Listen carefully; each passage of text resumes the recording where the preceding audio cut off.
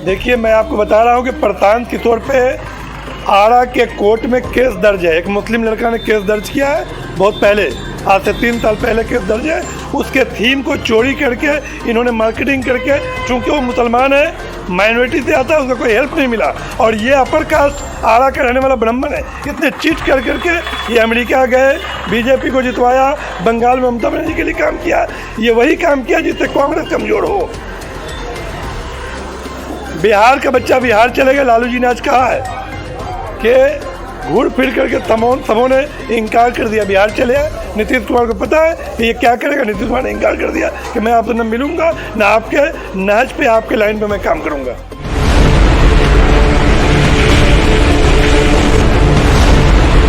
जनता TV में आपका स्वागत है। मैं आसिफ जमील। आज हमारे साथ सामाजिक कार्यकर्ता, कांग्रेस के senior leader doctor Amjad Ali Ansari है। कुछ राजनीतिक बातों इनसे अभी हम लोग करेंगे। डॉक्टर आसिफ जमील साहब और जनता टीवी के डायरेक्टर जावेद साहब का शुक्रिया कि आपने मुझे मौका दिया कुछ बोलने के लिए। डॉक्टर साहब, जिस तरह पूरे हिंदुस्तान में आप देख रहे हैं कि राजनीतिक हर दिन बदलती जा रही है, तो कहीं ना कहीं देखने को ये मिल रहा है कि पूरे हिंदुस्तान में अलग अलग पार्टियों के लिए प्रशांत किशोर ने काम किया। ठीक है, तो प्रशांत किशोर अब पूरे हिंदुस्तान में काम करने के बाद बिहार में चले गए हैं, तो बिहार में क्या करना चाहते हो?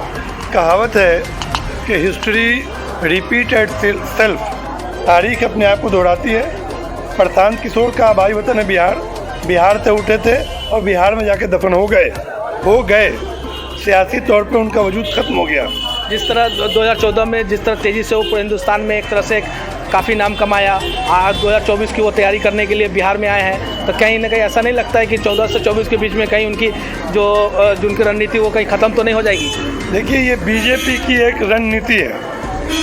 तो बीजेपी के पास टोटल 28 से लेकर 29% वोट है और 70-71% वोट को किस तरह से विभाजन किया जाए, बाइफरकेट किया जाए, बांटा जाए, ये बीजेपी के पैसे पे वो चलते हैं। बीजेपी को लाने में उनका महत्व भूमिका है और ये गए थे नीतीश जी से बात करने, लेकिन नीतीश कुमार ने उनको ठुकरा दिया। आज का टेलीग्राफ वगैरह सभी पेपर में आ चुका है। इसलिए प्रशांत किशोर बीजेपी के बी टीम है, उनसे देश समझ चुकी है, सोनिया गांधी समझ चुकी है।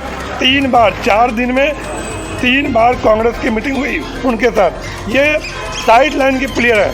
कांग्रेस ने क्या कहा था कि आप हमारी पार्टी ज्वाइन कर लीजिए, इंचार्ज बनिए, काम कीजिए, लेकिन नहीं, इनको मलाई खाना है। ये बीजेपी की दलाली करने गए थे। नहीं, 2019 का जब लोकसभा चुनाव हुआ था, उस टाइम में 40 में से 39 सीट बीजेपी एनडीए अलायंस ने बिहार में जीता, तो कहीं ना कहीं ऐसा डर था बीजेपी को कि 2024 में एनडीए यूपीए गठबंधन ज़्यादा सीट जीतेगी, कहीं उसी के रूप में तो प्रशांत किशोर काम नहीं कर रहे बिहार में। बिल्कुल आप सही कह रहे हैं। लालू यादव, आरजेडी का नाम है रियल झूठा दल। आरजेडी का फुल फॉर्म है राष्ट्रीय झूठा दल या रियल झूठा दल। आपने अलायंस कांग्रेस से नहीं किया, लेट किया और टिकट बंटवारा 3 महीना के लोकसभा में लगाया। ये बीजेपी से आरजेडी का अंडरस्टैंडिंग था कि लालू यादव को जेल से निकाला जाए। अभी एक हफ्ता पहले बहुत तेज़ी से प्रशांत किशोर और कांग्रेस के जो सीनियर लीडर के साथ मीटिंग हुआ, तो क्या उसमें निगोशिएशन के कारण ही प्रशांत किशोर पीछे हट गए क्या? कांग्रेस पार्टी को, सोनिया गांधी को, राहुल गांधी को, डॉक्टर मनमोहन सिंह को और लोगों को ये लगा है, ये पता चल गया है कि ये भेजा हुआ मुर्गा है। किसका? बीजेपी का। हमारे इन्फॉर्मेशन को बीजेपी हाईजैक करेगी और फिर 24 की तैयारी करेगी। इसलिए प्रशांत किशोर को कहा गया कि बिल्कुल आपकी बात मानेंगे, लेकिन एक शर्त है कि आप कांग्रेस ज्वाइन कीजिए। ज्वाइन करने में कोई बीमारी नहीं थी, लेकिन इन्होंने कहा कि नहीं, हमको ज्वाइन नहीं करना, पैसा कमाना है। पैसा कमाना नहीं है, इनको बीजेपी की दलाली करनी थी, इसलिए कांग्रेस ने कहा कि नहीं, अगर आप कांग्रेस नहीं ज्वाइन कीजिएगा, मेरा आप काम आप मत कीजिए। क्योंकि बंगाल कांग्रेस के अब सीनियर लीडर है, बंगाल में ममता बनर्जी की यहाँ पार्टी है। कहीं ना कहीं लोगों का दबी जुबान में लोग ये भी कहते हैं कि ममता बनर्जी इनडायरेक्टली कहीं ना कहीं बीजेपी को मदद करती है। बिल्कुल, ममता बनर्जी 2 बार बीजेपी की केंद्रीय मंत्री रही है।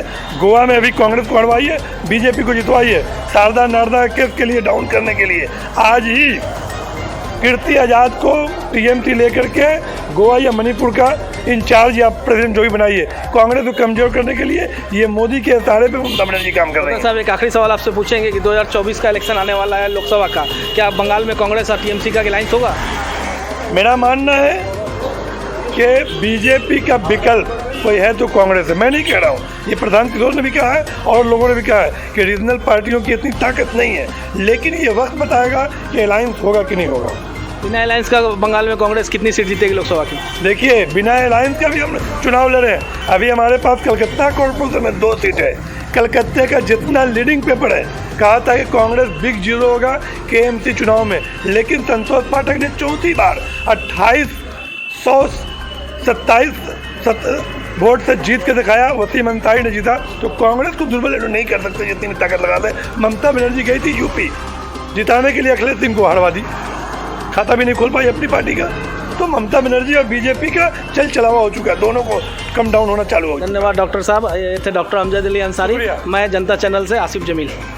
देखिए, मैं आपको बता रहा हूँ कि प्रशांत किशोर पे आरा के कोर्ट में केस दर्ज है। एक मुस्लिम लड़का ने केस दर्ज किया है बहुत पहले, आज से 3 साल पहले केस दर्ज है।